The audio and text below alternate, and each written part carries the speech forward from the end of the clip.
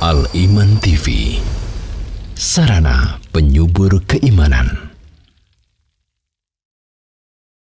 Bismillahirrahmanirrahim. Assalamualaikum warahmatullahi wabarakatuh. Innal hamdalillah nahmaduhu wa nasta'inuhu wa nastaghfiruh. Wa na'udzu billahi min syururi anfusina wa min sayyiati a'malina. Man yahdihillahu fala mudilla lah wa man yudlil fala hadiya lah. Wa asyhadu an la ilaha illallah wahdahu la syarika lah. Wa asyhadu anna Muhammadan 'abduhu wa rasuluh la nabiyya wa la rasula ba'dah. Allahumma salli wa sallim wa barik wa an'im ala abdika wa rasulika nabiyyina al-karim Muhammadin wa ala alihi wa sahbihi wa man sara ala nahjihi ila yaumiddin, amma ba'd.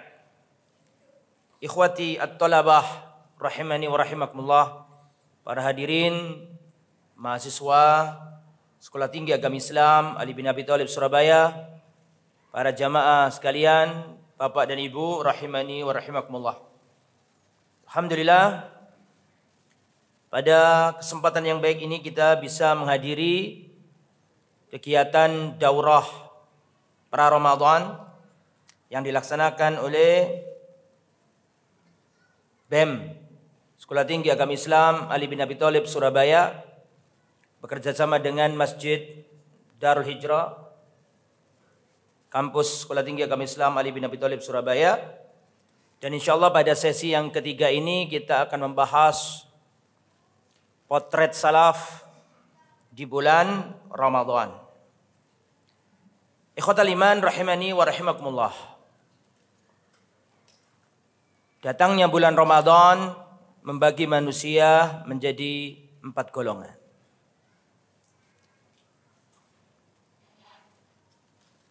Golongan yang pertama,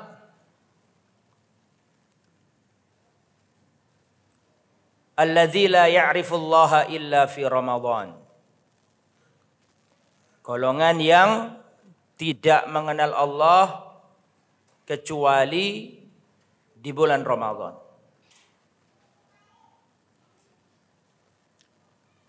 Sebelum Ramadan tidak pernah sholat, tidak pernah ke masjid, tidak pernah baca Quran.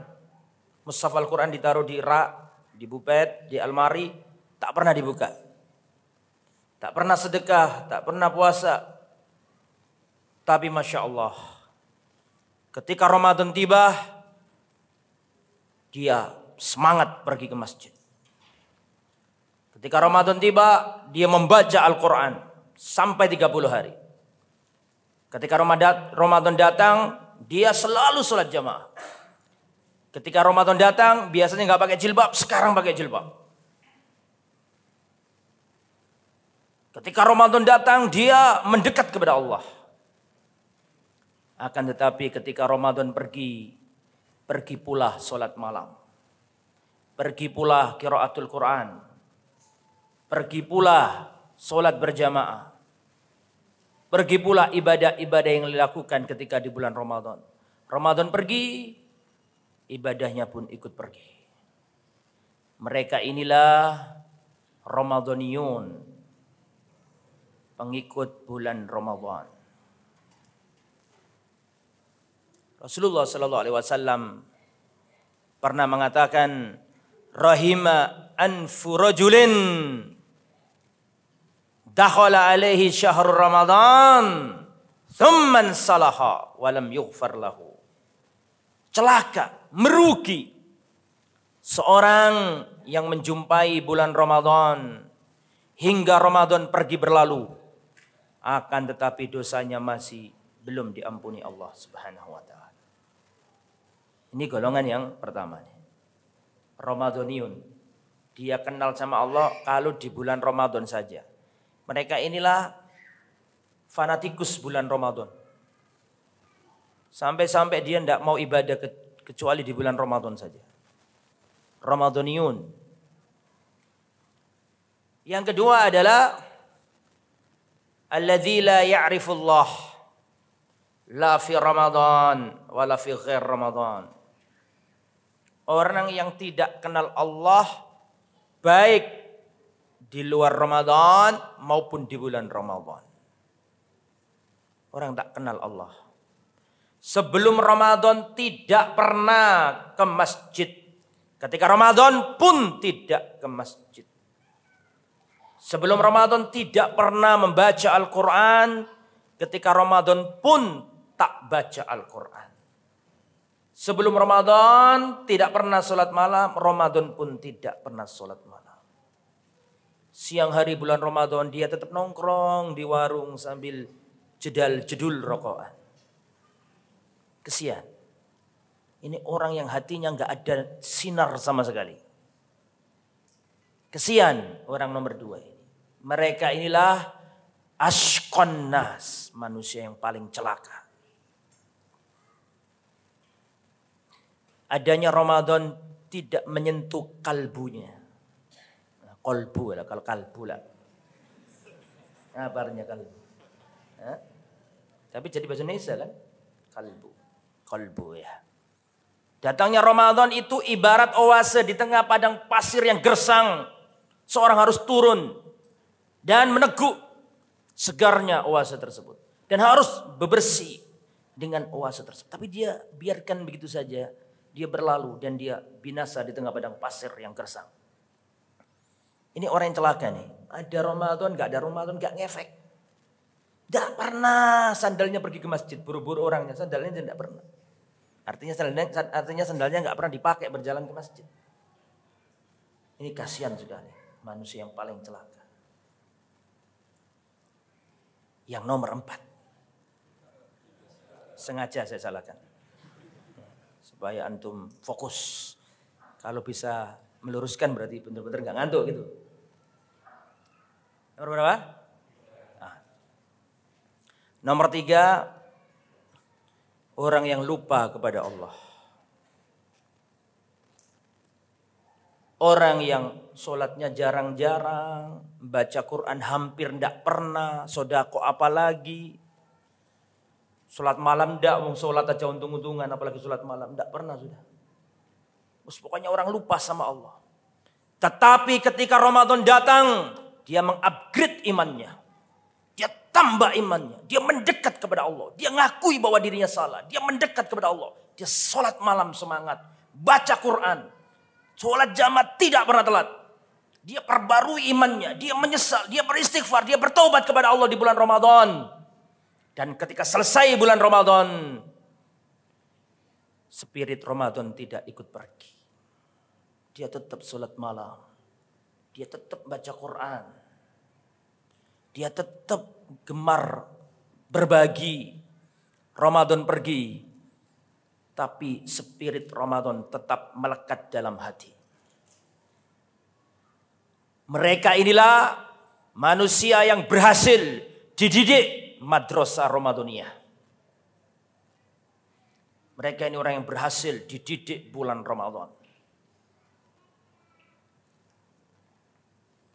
Saya kasih ilustrasi supaya lebih paham antum. Orang nomor berapa ini? Ibarat ulat yang menjijikkan, menggelikan, jelek. Orang tidak senang, orang muak, orang benci. Jalannya pun geremet. Orang jijik semua. Lalu ulat ini sadar. Dia ingin memperbaiki diri.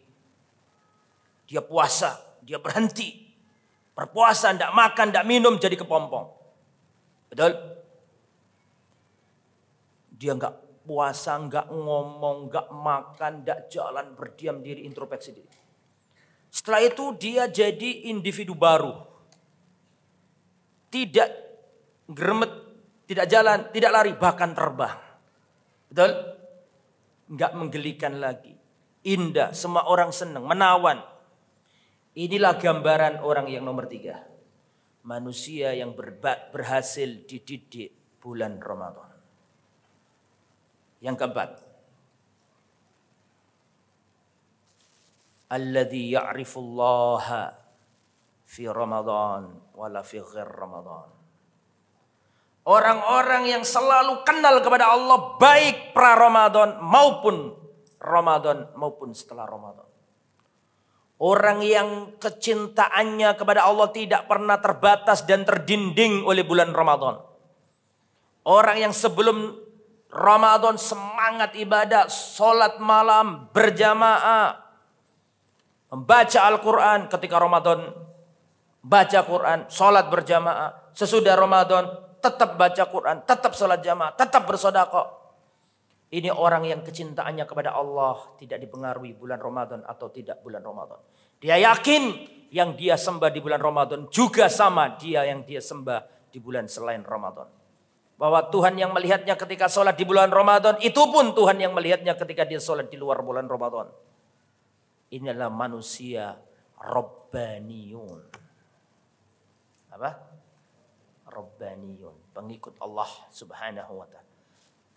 Pengikut Rabb semesta alam. Orang-orang yang cintanya, imannya, amal solehnya tidak hanya terbatas di bulan Ramadan. Sebelum Ramadan semangat ibadah. Ketika Ramadan semangat ibadah. Sesudah Ramadan tetap semangat ibadah. Aneh. Jadi kalau Ramadan tiba itu macamnya manusia ada 4 nih. Antum yang mana kira-kira? Maka antum jangan sampai menjadi golongan yang pertama. Golongan pertama tadi apa? Ini panitia menyiapkan hadiah enggak? Oh enggak ada ya, sudah enggak usah. Ini aja saya punya utang kemarin, siapa yang belum? Ada 2 orang ya? Ghazali sama siapa? Iya. Iya. Siapa nama antum? Ghazali. Satunya kemarin siapa? Iya. Johan, antum bagian ingatkan saya utang ini. Ya. Sampai mana tadi kok? Sampai mana kita? Jangan remehkan kata-kata sampai mana kita. Itu ada kalimat yang untuk membuat orang konsentrasi kembali. Sampai mana kita? Bukan berarti aku nggak tahu. Tapi tanya supaya antum kembali konsentrasi. Sampai mana tadi kita? Ya, ini bener lupa saya. Sampai mana tadi? Itu ya, ada 4 macam manusia di bulan Ramadan. Tinggal kita mau mana ini kita. Jangan sampai yang pertama, apalagi yang nomor 2. Kita harus berusaha bisa nomor 4. Kalau nggak bisa nomor 4, minimal jangan ditawar, harga mati. Nggak boleh kurang dari nomor 3. Nomor 3 itu sudah minimalis, nggak boleh kurang dari itu. Ya, itu ikhwatal iman. Rahimani wa rahimakumullah. Nah kemudian sekarang ini materinya apa sih? Potret salaf dalam bulan Ramadan. Siapa salaf terbaik kita? Ya Rasul. Bagaimana keadaan salaf di bulan Ramadan? Ya tadi pelajaran pertama sudah disampaikan Ustaz Farid. Caranya puasa Rasulullah begini. Sudah selesai kajiannya ini. Betul apa enggak? Nah, potret salaf di bulan Ramadan. Siapa salaf terbaik bagi umat Muhammad sallallahu alaihi wasallam? Siapa? Ya Rasul. Kan gitu kan? Bagaimana potret salaf dalam Ramadan? Ya Rasulullah tadi yang dijelaskan bagaimana wudunya, bagaimana puasanya Nabi, bagaimana sudah dijelaskan semua sama 2 pemateri yang lalu. Saya jadi bingung nyampaikan apa ini. Taib. Jadi kalau kita berbicara salaf ya Rasul itu. Salaf kita yang paling inti, ya kan gitu kan? Dan bagaimana Rasulullah di bulan Ramadan? Ya itu yang harus kita contoh. Al-Imam Ibnu Qayyim Al-Jauziyah rahimahullah menyebutkan bagaimana bagaimana Rasulullah di bulan Ramadan. Dalam kitabnya Zadul Ma'ad, kitab yang terkenal itu ya. Kitab Zadul Ma'ad, Rasulullah sallallahu alaihi wasallam digambarkan oleh Al-Imam Ibnu Qayyim Al-Jauziyah bagaimana Rasulullah di bulan Ramadan. Qala rahimahullah, Al-Imam Ibnu Qayyim rahimahullah berkata, wa kana min hadyihi sallallahu alaihi wasallam fi syahri Ramadan. Adapun petunjuk Nabi di bulan Ramadan, bagaimana Nabi di bulan Ramadan? Kata beliau, al-iksar min anwa'il ibadat. Beliau memperbanyak melakukan ibadah.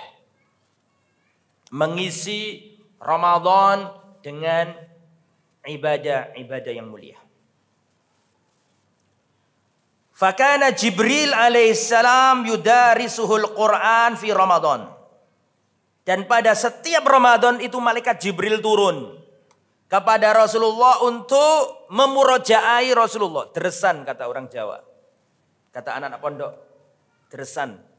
Menderes Rasulullah artinya mengingatkan kembali, murojaah kembali di bulan Ramadan. Maka dari itulah bulan Ramadan dijuluki Syahrul Quran. Syahrul Ramadan alladzi unzila fihil Quran. Bulan Ramadan adalah bulan diturunkannya Al-Quran. Loh Ustaz, masa Al-Quran ini diturunkan di bulan Ramadan semuanya? Kan pernah Al-Quran turun di selain bulan Ramadan. Ada perang ini turun ayat, ada kejadian ini turun ayat. Terus apa makna turun di bulan Ramadan itu? Jadi Al-Quran itu turun ke Nabi Muhammad 2 kali turunan. Mohon maaf, saya ulangi. Al-Quran itu diturunkan Allah dengan 2 kali turunan. Turunan yang pertama itu turun dengan global. Paham saya?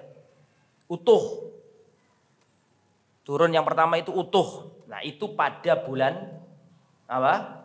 Ramadan. Adapun turun yang kedua itu kepada Nabi ini mufarraqan munajjaman, kredit. Enggak berangsur-angsur. Tidak langsung sesuai dengan kejadian, sesuai dengan waqa'i', sesuai dengan ahdath. Ya. Jadi Rasulullah SAW kalau di bulan Ramadan didatangi Jibril. Dan siapapun yang bersama Al-Quran pasti akan jadi yang terbaik. Ya. Jibril, malaikat yang dipilih oleh Allah membawa Al-Quran jadi malaikat terbaik. Rasulullah adalah Nabi yang menerima Al-Quran jadi Nabi yang terbaik. Bahasa Arab adalah bahasa yang dipakai Al-Quran. Bahasa Arab adalah bahasa yang dipakai oleh Al-Quran. Maka Al-Quran adalah jadi lughah sebaik-baik bahasa. Tanah yang diturunkan kepadanya Al-Quran, Makkah dan Madinah sebaik-baik tempat. Generasi yang diturunkan kepada mereka Al-Quran jadi generasi terbaik. Dan bulan diturunkannya Al-Quran jadi bulan terbaik. Siapapun yang bersama Al-Quran jadi yang terbaik. Khairukum man ta'allama al-Qur'an wa 'allamah. Siapapun di antara kalian yang paling baik di antara kalian adalah yang paling khairukum man ta'allama al-Qur'an, yang belajar Al-Qur'an wa 'allama dan yang ngajari Al-Qur'an. Maka siapapun yang ingin jadi yang terbaik bersama Al-Qur'an pasti akan jadi yang terbaik di sisi Allah Subhanahu wa taala. Jadi itu ya, Rasulullah itu kalau bulan Ramadan turun Jibril alaihissalam. Lah, malaikat Jibril kalau turun ke Nabi kadang wujud asli, kadang berupa lelaki.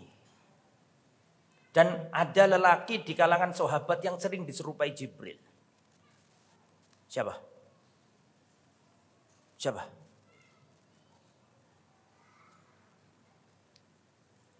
Mas enggak ada yang tahu? Ada seorang laki-laki di kalangan sahabat itu sering diserupai Jibril. Ini karena rupawan, ganteng, handsome. Siapa nama sahabat itu? Siapa? Jarir bin Abdillah. Bukan. Siapa?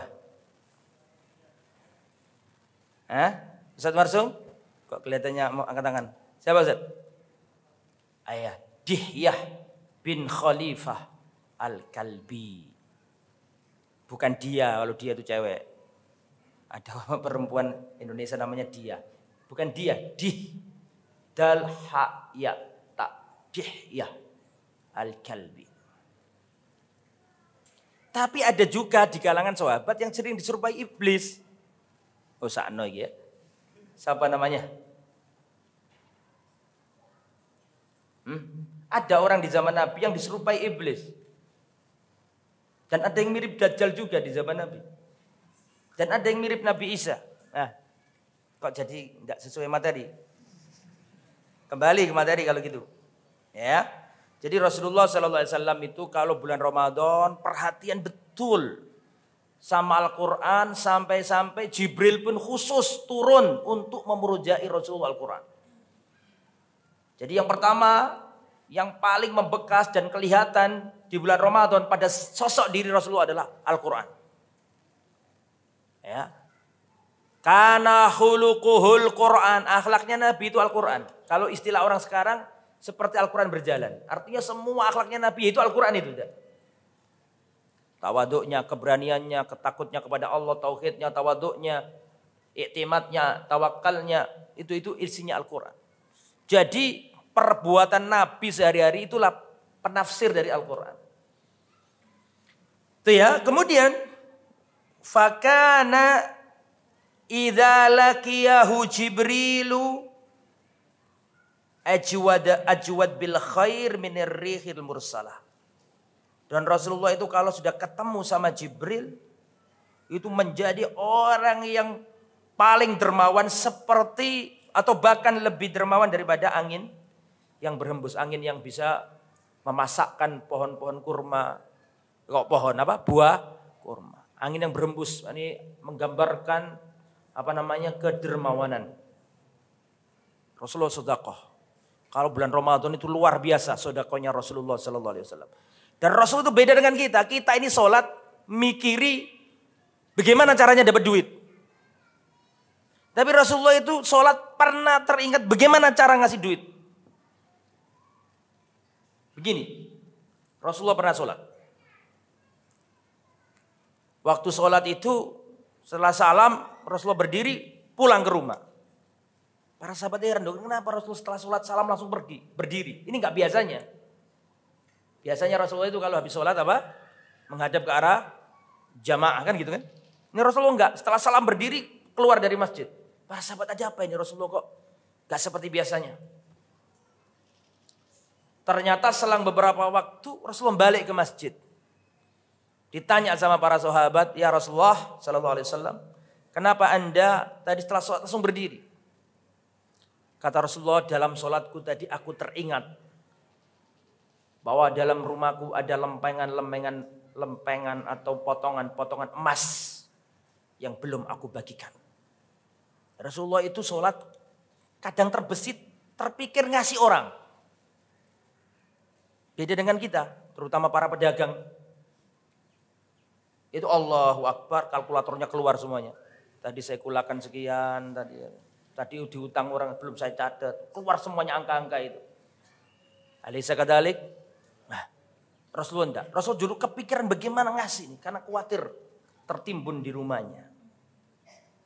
Nah itu kalau Ramadan lebih dermawan lagi Rasulullah. Rasulullah itu orang yang paling dermawan. Ketika perang Hunain itu.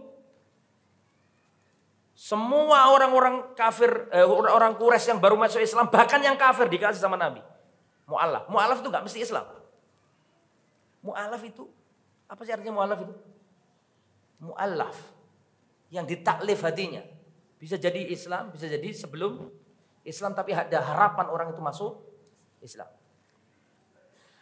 Abu Sufyan mengatakan, ya Rasulullah, minta unta, kasih Rasulullah 100 unta. Unta loh ya, bukan kambing loh ini, unta. 100 unta. Ya Rasulullah, anakku belum, Muawiyah, kasih lagi 100 unta. Anakku satunya ya Rasulullah, Yazid belum, 100 unta. Hakim bin Hizam minta lagi 100 unta. Sampai orang-orang Mekah mengatakan, wahai manusia mintalah Muhammad. Karena Muhammad ini ngasih orang gak takut fakir. Sampai orang datang ke Nabi sampai ditarik-tarik bajunya Nabi. Sampai Nabi mengatakan, Allah seandainya aku punya akan saya kasihkan ke sekalian semuanya. Jadi Rasulullah itu la yaruddu sa'ilan. Rasulullah itu tidak pernah menolak orang yang minta. Rasulullah tidak pernah menolak orang yang apa? Minta. La yaruddu sa'ilan. Ini bagaimana dermawanannya Rasulullah SAW. Ini kita belum berbicara sahabat, belum berbicara apa? Para salaf yang ini baru Rasulullah SAW. Begitu juga dengan istri Rasulullah SAW. Datang seorang wanita membawa 2 anaknya. Dia datang ke Siti Aisyah radhiyallahu anha.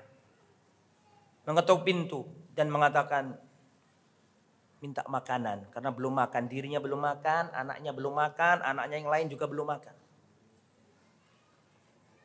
Tapi di rumahnya Aisyah tidak ada apa-apa. Dalam riwayat cuma ada beberapa butir kurma saja, maka dikasih 3 butir kurma.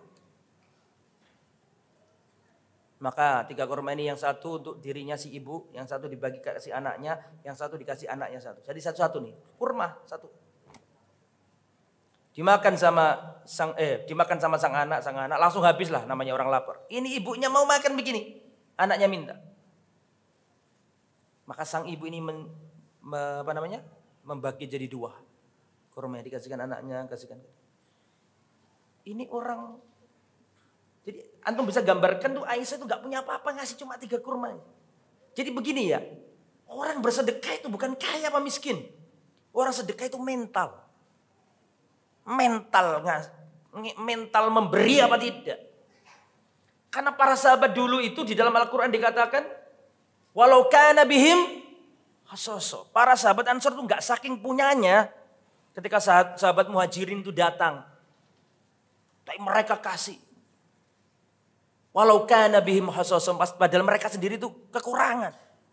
Lah, Ramadan itu ngajari kita untuk punya spirit berbagi. Semangat berbagi kepada orang lain. Datang seorang sahabat Muhajirin ke Ansor. Gak punya apa-apa. Rumahnya tertinggal di Mekah. Pakaian seadanya. Gak punya pekerjaan di kota Madinah. Lontang-lantung. Bahkan di antara sahabat ada yang ngemper di Masjidil Haram, Masjid Nabawi. Gak punya rumah. Maka datanglah Sa'ad bin Rabi. Karena dipersaudarakan sama Abdurrahman bin Auf. Kemudian berkata, wahai Abdurrahman, aku adalah orang Ansor yang paling kaya. Banyak hartaku. Aku akan paruh jadi 2. Separuh untukmu, separuh untukku. Dan aku punya 2 istri. Nadorlah. Lihatlah kedua istriku yang menurutmu mana yang lebih cantik. Mana yang paling menakjubkan dirimu. Sebutkan, aku akan saya ceraikan dia.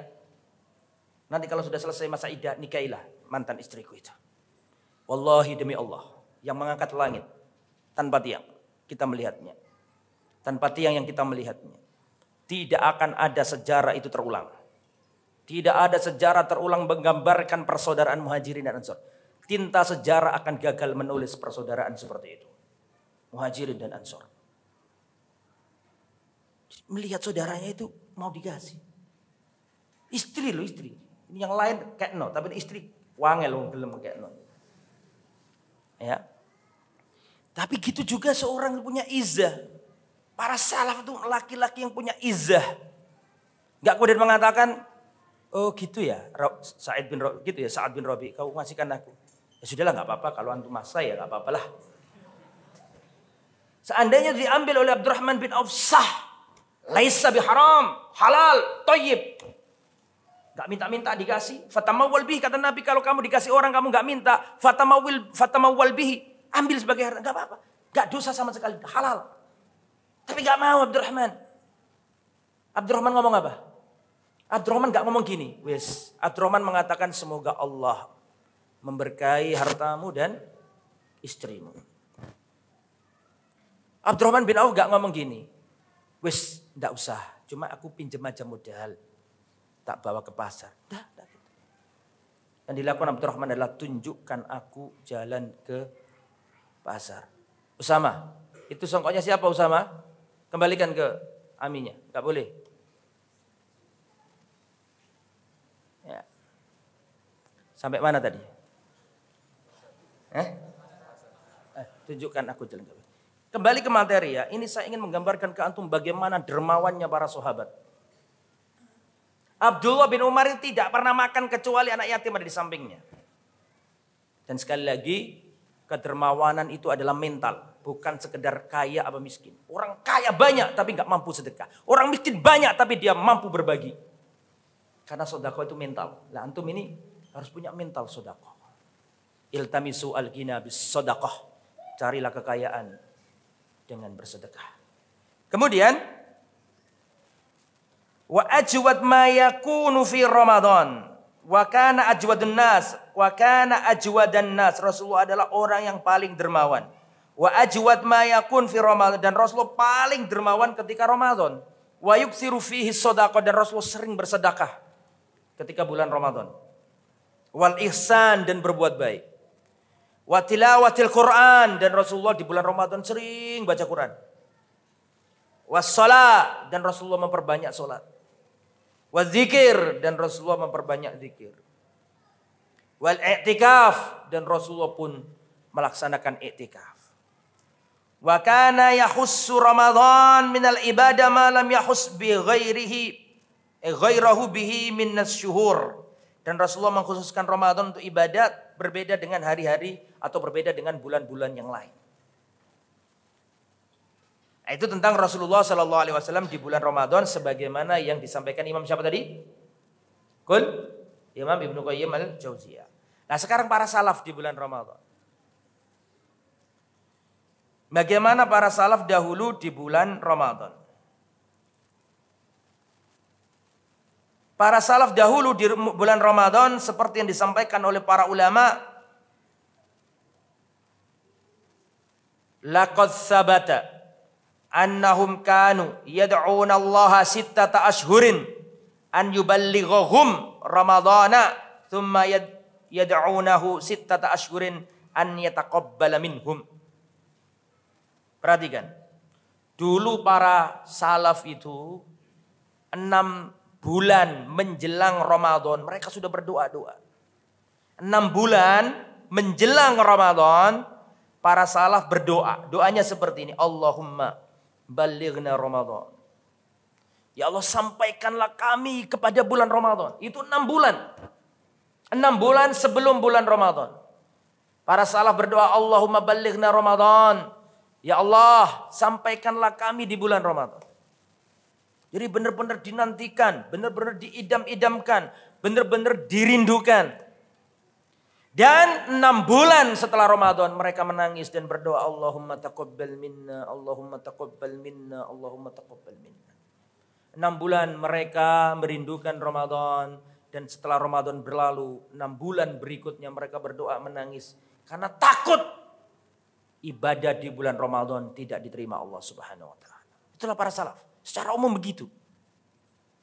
Jadi 6 bulan Ramadan belum datang itu mereka menghiasi sujud-sujud mereka. Mereka menghiasi doa-doa mereka dengan doa Allahumma ballighna Ramadan. Ya Allah, sampaikanlah kami di bulan Ramadan. Dan ketika Ramadan berlalu, mereka berdoa Allahumma taqabbal minna. Makanya kita ini kadang-kadang kurang bisa menghayati makna kalau Lebaran, Idul Fitri kita mengatakan taqabbalallahu minna wa minkum sholihal amal. Kita menganggap tuh happy, enak, ceria gitu. Ya iya betul, memang kita bahagia. Tetapi itu ada makna yang dalam yang dulu para salaf itu menangis karenanya. Dan doa taqabbalallahu minna itu sudah dilakukan di awal penciptaan. Antum tahu enggak kisahnya? Jadi doa yang kita baca ketika Idul Fitri, taqabbalallahu minna wa minkum. Ini doa ini sudah dikenal semenjak awal mula-mula penciptaan. Mula-mula penciptaan Adam punya 2 anak, iya kan?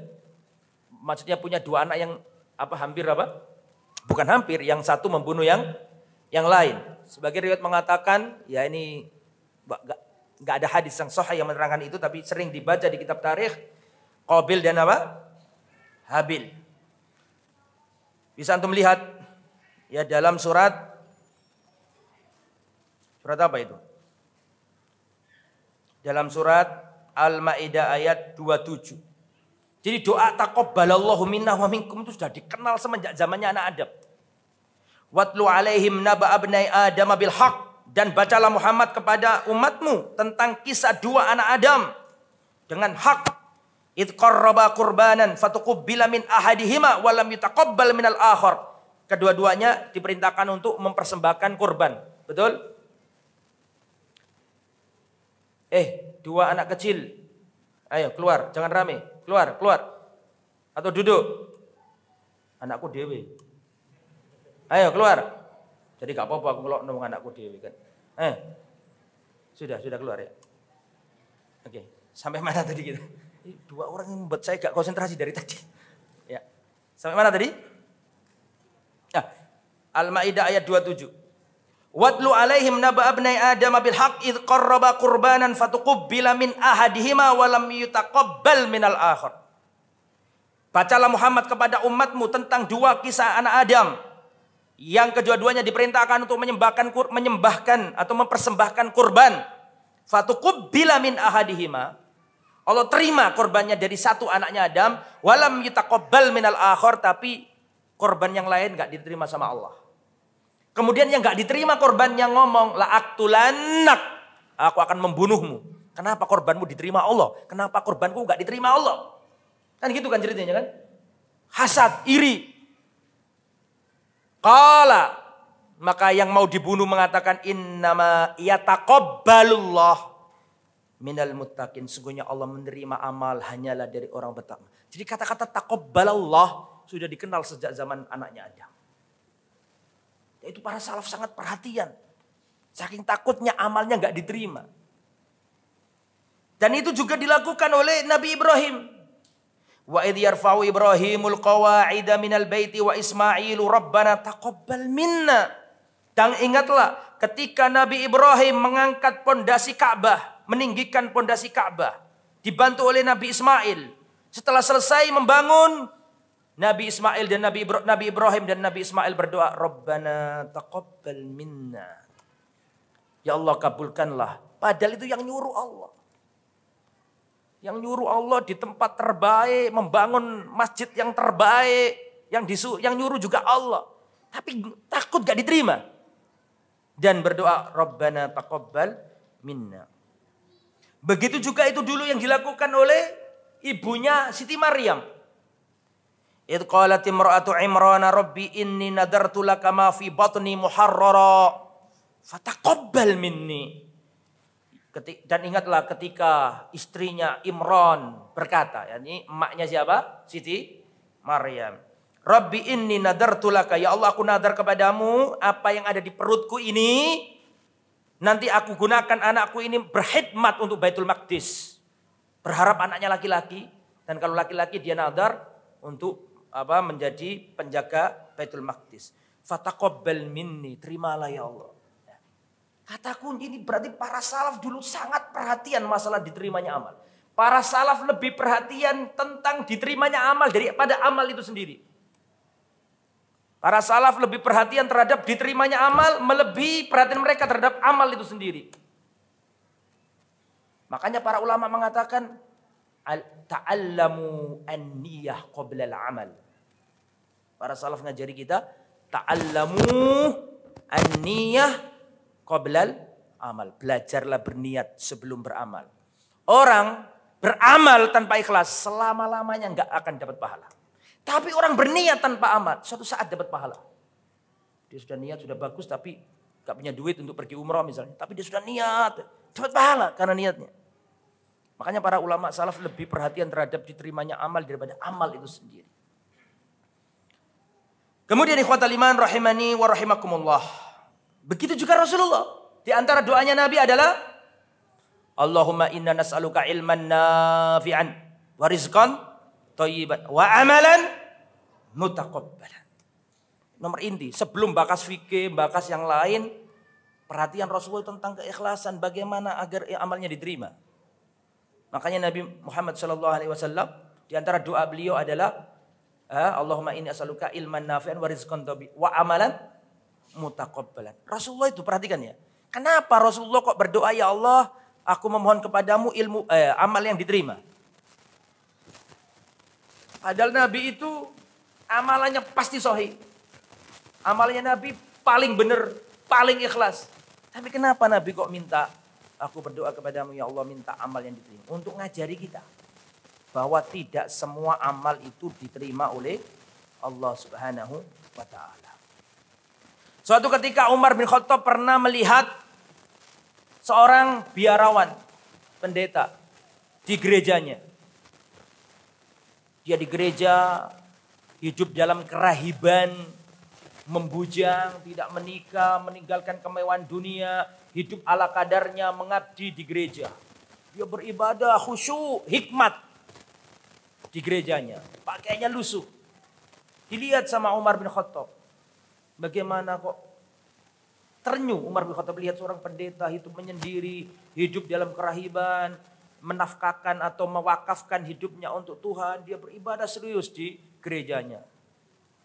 Umar melihat kejadian itu dan Umar meleleh air matanya, menangis. Melihat ada orang kayak gitu itu loh. Jauh dari hiruk pikuk manusia, dia tinggalkan kemewahan dunia, hidup membujang, mengabdi di tempat ibadah. Dia berdoa sambil khusyuk, maka Umar nangis. Ditanya oleh para sahabat, "Lima tabki Amirul Mukminin?" Kenapa engkau menangis wahai khalifah? Bukankah dia itu orang kafir? Maka Umar bin Khattab mengatakan, "Allah, saya kasihan lihat orang ini. Amilatun nasibah tasla naran hamil." Amilatun nasibah, kasihan orang ini. Amilatun nasibah, dia beramal. Amilatun nasibah, beramal dengan sungguh-sungguh, dengan capek, dengan letih. Totalitas dalam ibadah. Tasla naran hamiyah. Tapi di akhirat dia dilemparkan ke neraka. Kenapa? Karena gak diterima. Makanya para salaf sangat perhatian tentang diterimanya amal. 6 bulan sebelum datang bulan Ramadan, mereka berdoa kepada Allah, minta agar dipertemukan dengan bulan Ramadan. Dan 6 bulan berlalu, mereka menangis takut amal ibadahnya tidak diterima di bulan Ramadan. As-salafu wal Quran fi Ramadan. Bagaimana para salaf terhadap Al-Quran? Wa ruwiya anis Syafi'i, dan diriwayatkan dari Imam Syafi'i, annahu kana yahtimu fi Ramadan sittina khutmah. Dahulu Imam Syafi'i menyelesaikan khataman Quran di bulan Ramadan itu sebanyak 60 khataman. 60 khataman. 1 bulan saja ada berapa hari? Yallah, ada berapa hari? Anggaplah ada 30 hari. Ini Imam Syafi'i ini mengkhatamkan Al-Quran 60 kali. 1 harinya hafal berapa kali? 2. Kan gitu kan logikanya. Bisa tak gitu? Tapi riwayatnya begitu. Wa ruwiya an Syafi'i annahu kana yahtimu fi Ramadan sittina khutmah siwa ma yaqra'u fi shalah. Perhatikan. Dahulu Imam Syafi'i mengkhatamkan Al-Quran di bulan Ramadan 60 kali. Itu selain bacaan yang di dalam sholat. Artinya sholat beda lagi. Kana Syafi'i qala Ar-Rabi' berkata, kana Syafi'i yahtimu kulla syahrin salasina khutmah. Kalau ini beda lagi nih. Imam Syafi'i mengkhatamkan Quran setiap 30 hari, setiap bulan itu 30 kali khataman. Berarti 1 harinya 1 khatam, bukan 1 juz loh, 1 khatam. Wa fi Ramadan sittina khatmah, dan di bulan Ramadan Imam Syafi'i mengkhatamkan Al-Qur'an 60 kali. Siwa ma yaqra' fi shalah, itu pun beda dengan bacaan yang dibaca ketika sholat. Jadi Imam Syafi'i di bulan Ramadan itu khatam Qur'annya 60 kali. Kita bisa sekali aja, syukur alhamdulillah. Kalau 1 kali khataman berarti 1 harinya berapa juz? 1 juz. Kalau pakai mushaf Madani berapa halaman? 20 halaman. 10 lembar. Sahihlah. 20 halaman. Betul ya? Kalau sholat ada berapa waktu? 5. Berarti setelah sholat atau sebelum sholat itu dijatah berapa lembar? Berapa halaman? 4. Berarti 2 halaman. Betul begitu ya? 4 kali 5. Berapa? 4 kali 5, 20. Jadi kalau kita itu kalau ingin 1 bulan 1 kali khataman. Nah ini Imam Syafi'i 1 bulan 60 khataman. Berarti setengah harinya 1 Quran penuh. Betul apa enggak? Sebagian syekh, masyayikh mengingkari. Syekh Mustafa Al-Adawi mengatakan ini tidak mungkin ini kayak gini. Ya, tapi para ulama mengatakan ya ini riwayat dari beliau. Ya. Nah, ini sudah dijelaskan sama Al-Imam siapa ini? Al-Imam Ibnu Rajab. Ibnu Rajab mengatakan qad yatabadar ila dhihni ahadina iskal. Mungkin sebagian kita akan mikir ini kayak enggak mungkin ini. Kan gitu kan ya? Fayaqulu qad ja'a an-nahyu 'anin nabiyyi dam man yaqra'ul Qur'an fi aqall min salas. Rasulullah sallallahu alaihi wasallam melarang seorang itu menghatamkan Al-Qur'an kurang dari 3 hari, tidak boleh. Karena orang kalau menghatamkan Al-Qur'an kurang dari 3 hari pasti enggak akan kurang dari 3, maksudnya 1, gimana ini maksudnya? Zami man yaqra'ul Qur'ana fi aqall min salasin. Fa kaifa haula'il ulama yukhalifuna dzalik? Qala Ibnu Rajab inna ma waradan nahyu an qira'atil Qur'an fi aqall min salasatin 'alal mudawama 'ala dzalik. Wa inna ma waradan nahyu, jadi ada larangan. Ada larangan bahwa enggak boleh seorang itu menghatamkan Al-Qur'an kurang dari 3. Karena pasti enggak akan apa? Enggak akan konsentrasi, bacanya pasti cepat, kurang tajwidnya kurang dan seterusnya. Tetapi kata beliau, fa amma fil awqat al-mufaddalah ka syahri Ramadan khususan al-layali allati yutlabu fiha Lailatul Qadar aw fil amakin al-mufaddalah ka Makkah liman dakhalaha min ghairi ahliha fa yustahabbul iktsar fiha min tilawatil Qur'an. Maka ini boleh. Jadi larangan Rasulullah tadi itu yang paling minim 3 itu tadi, itu kalau di luar bulan Ramadan. Adapun di Ramadan, kata Al-Imam Ibnu Rajab boleh. Sehingga yang dilakukan oleh Al-Imam Asy-Syafi'i, seandainya itu riwayat benar, maka yang dilakukan oleh Imam Syafi'i tidak menyelisihi dalil. Jadi intinya di sini digambarkan bahwa para salaf dulu itu sangat mengidentikan bulan Ramadan dengan Al-Quran. Kalau sudah Ramadan datang, pemikiran mereka ada di Quran. Imam Malik kalau sudah datang Ramadan, kajian hadis tutup. Beliau pindah ke Majalisul Quran. Imam Malik rahimahullah. Dan Al-Quran itu bisa memberi syafaat pada hari kiamat. Iqra'ul Qur'ana fa innahu ya'ti yaumal qiyamati syafi'an li ashabi. Baca Al-Quran karena Al-Quran bisa memberi syafaat kepada orang yang membacanya pada hari kiamat. Yaqulul Quran, Al-Quran akan berkata di depan Allah Subhanahu wa taala pada hari kiamat. Ya Rabbi mana'tuhu an-nauma fil lail. Ya Allah, dulu aku yang menjadikan hamba ini enggak tidur malam gara-gara aku ya Allah. Dia bangun di penghujung malam membaca aku ya Allah, sehingga dia terhalangi dari tidur gara-gara aku. Maka sekarang ya Allah izinkan aku memberi syafaat. Fasyafi'ni fihi, izinkan aku memberi syafaat kepadanya. Maka Allah perkenankan Al-Quran tadi bisa memberi syafaat kepada orang yang membacanya. Makanya adalah kita semangat dalam membaca Al-Quran. Likulli harfin hasanah. Setiap huruf dihitung apa? Hasanah. Kata Rasulullah, la aqulu alif lam mim hasanah. Aku enggak mengatakan alif lam mim itu 1 huruf. La aqulu alif lam mim harfun. Aku enggak mengatakan alif lam mim itu 1 huruf. Akan tetapi alif 1 huruf, lam 1 huruf, mim 1 huruf. Berarti alif lam mim berapa huruf?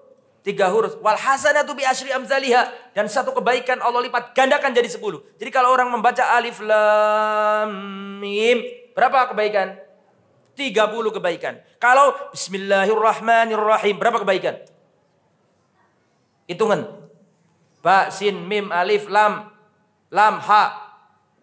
19 intinya, iya kan? 19 kali 10. Berarti orang membaca bismillahirrahmanirrahim dapat 190 kebaikan. Itu baru itu.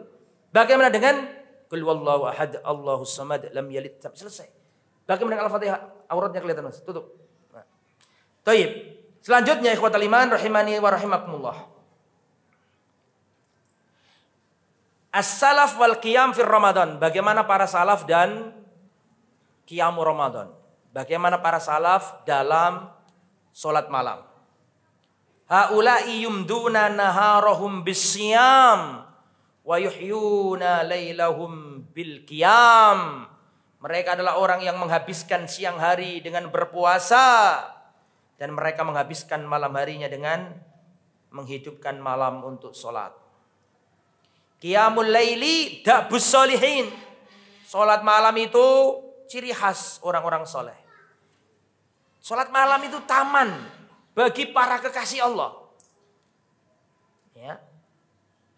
Seandainya hatinya itu dipenuhi dengan keindahan, tidak perlu dia ke Menara Eiffel, tidak perlu dia ke mana, ke New York. Untuk barang siapa yang jasadnya tidak menjumpai kebahagiaan di hatinya, maka jasadnya akan terletih-letih untuk mencari kebahagiaan di luar hatinya.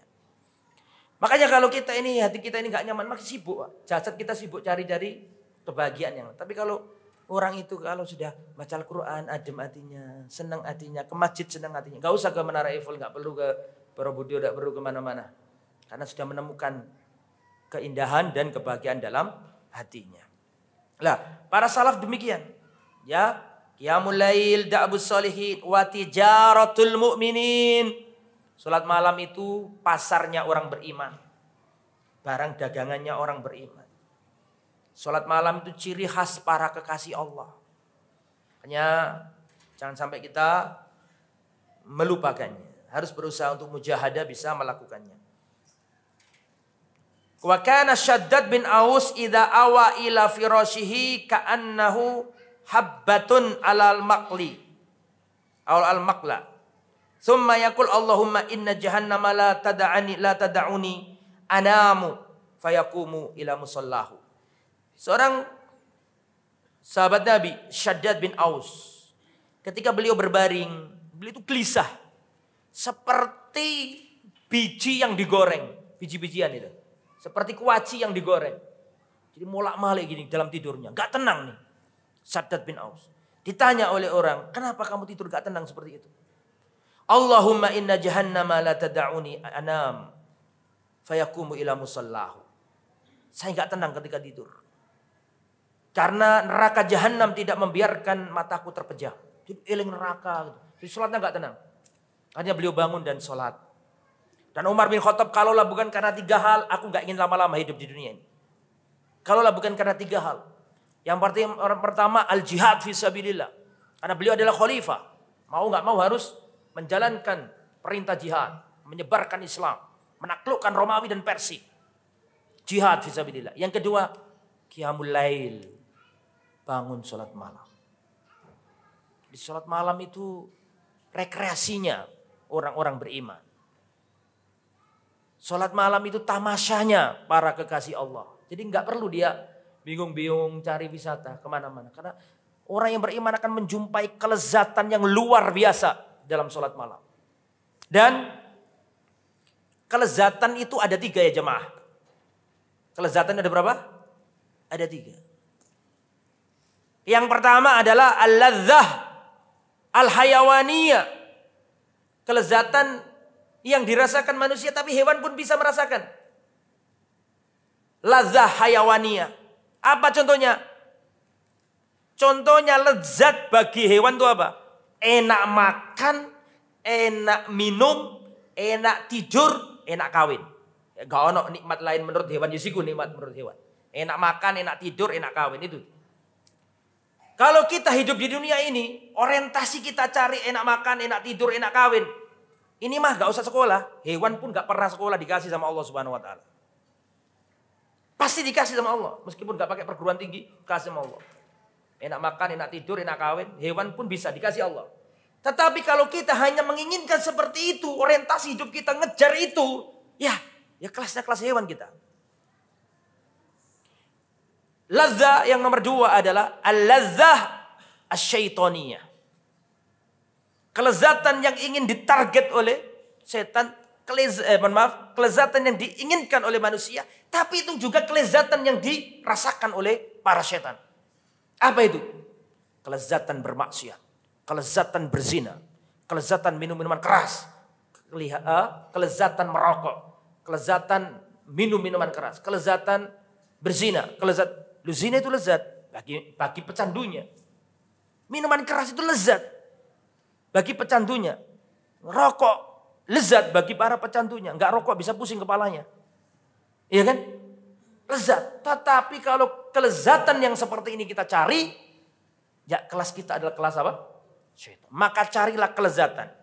Yang nomor 3, al-ladzah al-malakiyah. Kelezatan yang dirasakan manusia dan dirasakan oleh malaikat. Hewan dan syaitan enggak bisa merasakannya. Apa itu? Lezat mengabdi beribadah. Lezat menghadiri majelis ilmu. Malaikat menghadiri majelis ilmu, Pak. Dalam hadis diterangkan. Betul apa enggak? Majtama qaumun fi baitin min buyutillah, tidaklah seorang kumpul di masjid di antara rumah-rumah Allah kecuali malaikat turun meletakkan apa? Sayap-sayapnya. Malaikat Jibril pun pernah datang ke kajiannya Rasulullah. Betul? Nikmat menuntut ilmu, nikmat sholat malam, nikmat bersilaturahim, nikmat beribadah. Inilah nikmat yang berusaha kita cari. Jadi ya, kelezatan apa tadi nomor 3? Al-malakiyah. Kita berusaha untuk seperti itu. Nah, begitu juga dengan para salaf nih. Ketika beliau tidur gelisah, di antaranya wa kana Tawus, dan dulu Imam Tawus kalau malam bergegas meloncat dari kamar tidurnya atau dari tempat tidurnya. Tsumma yatatahhar, kemudian beliau bersuci. Wastaqbilul kiblah, menghadap ke arah kiblat. Hatta sobah, sampai pagi hari. Terus beliau ditanya, beliau mengatakan, kenapa kok selalu melakukan itu? Maka beliau menjawab, Toyyara dzikra jahannam. Toyyara dzikru jahannam naumal abidin. Mengingat neraka jahannam itu membuat terbang tidurnya para orang soleh. Artinya orang soleh itu terbang tidurnya, nggak bisa tidur lagi gara-gara ingat neraka jahannam. Kala tadi sebelum selesai tadi Umar bin Khattab tadi perkataannya ya, ada 3 tadi ya. Yang satu apa tadi? Jihad fisabilillah. Yang kedua qiyamul lail. Yang nomor 3 mujalasatus sholihin. Bertemu sama teman-teman yang soleh, mendengarkan ayat-ayat Al-Quran, mendengarkan hadis-hadis Nabi. Kalau bukan karena 3 hal ini, tidak ada indahnya dunia lagi. Jihad fisabilillah, sholat malam, dan duduk bersama orang-orang baik, membaca Al-Quran, mendengarkan hadis Rasulullah SAW.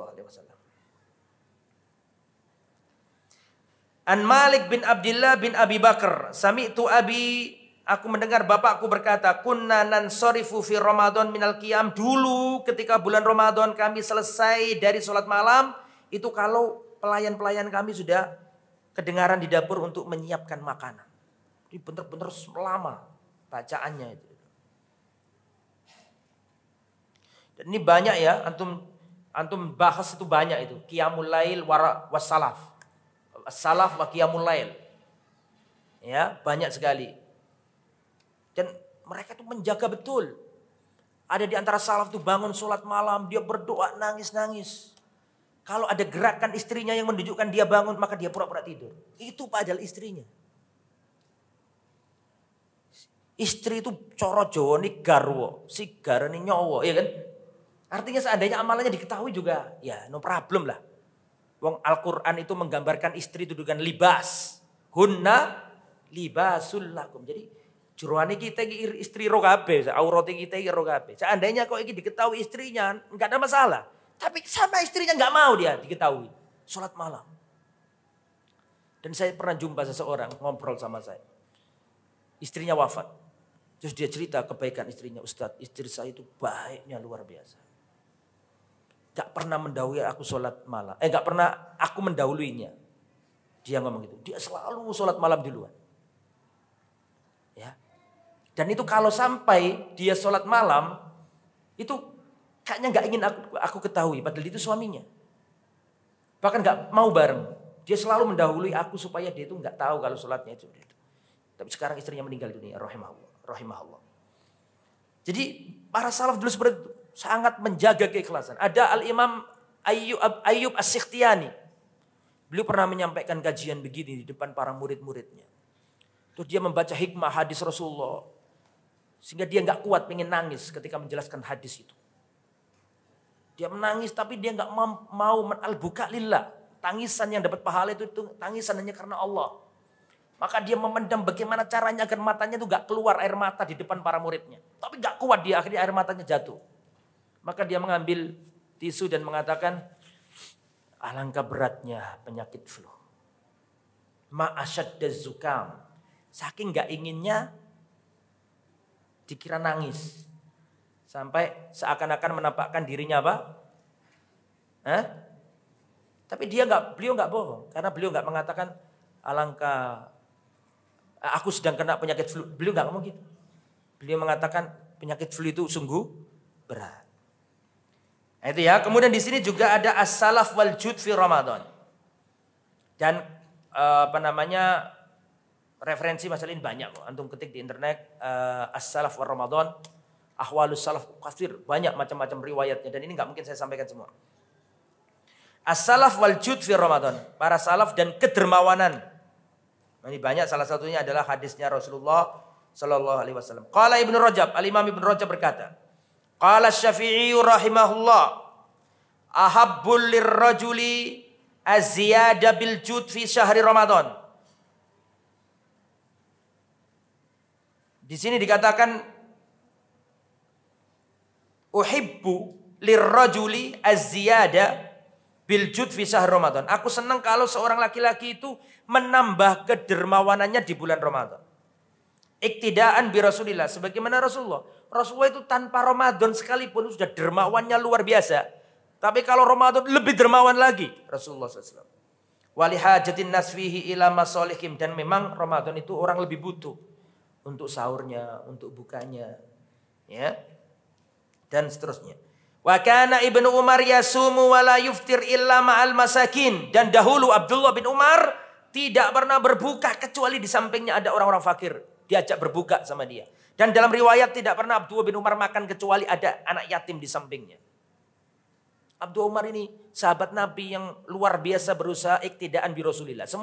Semua sahabat Nabi iktidak kepada Rasulullah. Tapi kata Aisyah, tidak pernah aku melihat seorang laki-laki yang paling tinggi semangat ittiba'nya kepada Rasulullah melebihi siapa? Abdullah bin Umar. Kata Aisyah nih, sampai dalam pakaian, sampai dalam gerak-geriknya, pengen mirip Rasulullah SAW. Karena Abdullah bin Umar ini berjalan, terus tiba-tiba beliau berhenti. Dikira teman-temannya mau sholat atau mau apa gitu. Ternyata beliau qada'ul hajah, buang kotoran. Ketika balik, kenapa kamu milih tempat ini? Karena dulu aku pernah melihat Rasulullah buang hajat di tempat ini. Sampai dalam hal-hal yang itu saking senangnya dan berusahanya meniru Rasulullah, termasuk sandalnya. Ingin berusaha meniru Rasulullah SAW.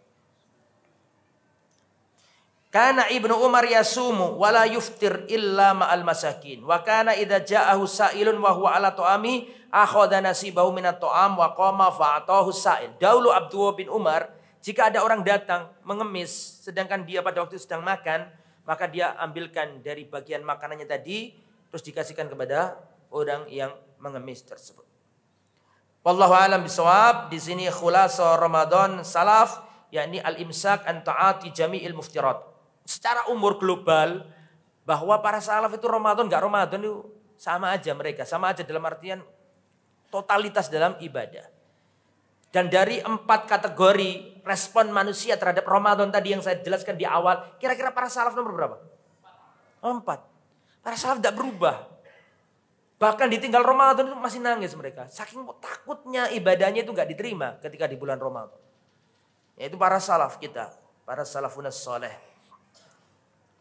Dan para salaf ini secara umum bagaimana sahabat di matanya sahabat. Antum carikan teks, nas, sahabat mensifati sahabat. Di antaranya adalah Abdullah bin Mas'ud. Bagaimana Abdullah bin Mas'ud mensifati teman-temannya para sahabat. Beliau mengatakan, "Man kana minkum mustanna falyastanna biman qad mata." Barang siapa di antara kalian ingin mencari suri toladan, petunjuk, maka carilah suri toladan dan petunjuk itu dari orang-orang yang sudah mati. Abdullah bin Mas'ud ngomong begini di depan para tabi'in. Para sahabat senior banyak yang sudah wafat. Abdullah bin Mas'ud punya murid-murid tabi'in. Kemudian Abdullah bin Mas'ud mengatakan, "Man kana minkum mustanna falyastanna biman qad mata." Barang siapa di antara kalian ingin mencari suri toladan, petunjuk, maka carilah petunjuk dan suri toladan dari orang-orang yang sudah mati. Ulaika ashabu Muhammadin sallallahu alaihi wasallam. Mereka itu adalah sahabatnya Muhammad sallallahu alaihi wasallam. Li'annal hayya la tu'manu alaihil fitnah. Karena orang yang masih hidup itu tidak aman dari fitnah. Antum jangan ngefan berlebihan kepada orang yang masih hidup. Jangan mengidolakan berlebihan orang yang masih hidup. Fa innal hayya la tu'manu alaihil fitnah. Karena orang yang masih hidup itu enggak aman dari fitnah. Disuruh mengambil pelajaran dari orang-orang yang sudah mati. Kata siapa? Kata Abdullah bin Mas'ud. Siapa itu? Ulaika ashabu Muhammad sallallahu alaihi wasallam. Mereka adalah sahabat Nabi Muhammad sallallahu alaihi wasallam. kanu abarra hadhil umma quluban. Mereka adalah manusia yang paling bersih hatinya. Wa a'maqaha ilman, manusia yang paling dalam ilmunya. Wa aqallaha takallufan, yang paling sedikit takallufnya, neko-nekonya. Qaumun ikhtarahumullah li suhbati nabiyhi. Mereka adalah kaum yang dipilih oleh Allah untuk menemani nabinya. Fa'rifu lahum fadlahum, ketahuilah oleh kalian keutamaan-keutamaan mereka. Wattabi'uhum fi atharihim, ikutilah jejak-jejak mereka. Fa innahum kanu 'alal hadiyil mustaqim, karena mereka itu berada di atas jalan yang lurus. Ini Abdullah bin Mas'ud ngomong tentang dulur-dulurnya, saudara-saudaranya. Abdullah bin Mas'ud juga mengatakan, innallaha nadhara fi qulubil ibad fawajada qalba Muhammadin khaira qulubil ibad. Allah Subhanahu wa taala melihat hati-hatinya manusia yang ada di jagat raya ini. Fawajada qalba Muhammadin khaira qulubil ibad. Maka Allah menjumpai hatinya Nabi Muhammad, hati yang paling bersih. Maka Allah pilih menjadi Rasul. Thumma nadhara ila qulubil ibad ba'da qalbi Muhammadin sallallahu alaihi wasallam. Kemudian Allah melihat hati-hatinya manusia di jagat raya ini sesudah hatinya Nabi Muhammad. Fawajada quluba ashabi Rasulillah khaira qulubil ibad. Maka Allah menjumpai hati-hatinya para sahabat adalah hati-hati yang paling bersih di muka bumi setelah hatinya Rasulullah. Fakhtarahumullah li suhbati nabiyhi. Maka Allah pilih mereka menemani nabinya. Wa iqamati dinihi, dan untuk menegakkan agamanya. Maka secara umum ya begitulah para salaf, para sahabat Muhammad sallallahu alaihi wasallam. Itu yang bisa disampaikan. Mohon maaf atas segala kekurangan dan kekhilafan. Kelihatannya sudah adzan tadi ya. Sudah adzan? Belum? Ayo sudah. Kalau belum ya monggo. Kalau ada tanya jawab silakan. Kalau nggak ada yang tanya, saya yang tanya. Silakan kalau ada pertanyaan sambil nunggu adzan. Tinggal beberapa menit lagi.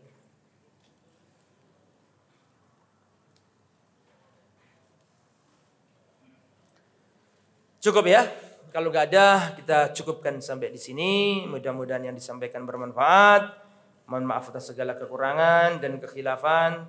Subhanakallahumma bihamdika asyhadu an la ilaha illa anta astaghfiruka wa atubu ilaik. Wassallallahu ala nabiyyina Muhammad wa ala alihi wa sahbihi ajma'in wa akhiru da'wana alhamdulillahi rabbil alamin. Wassalamualaikum warahmatullahi wabarakatuh.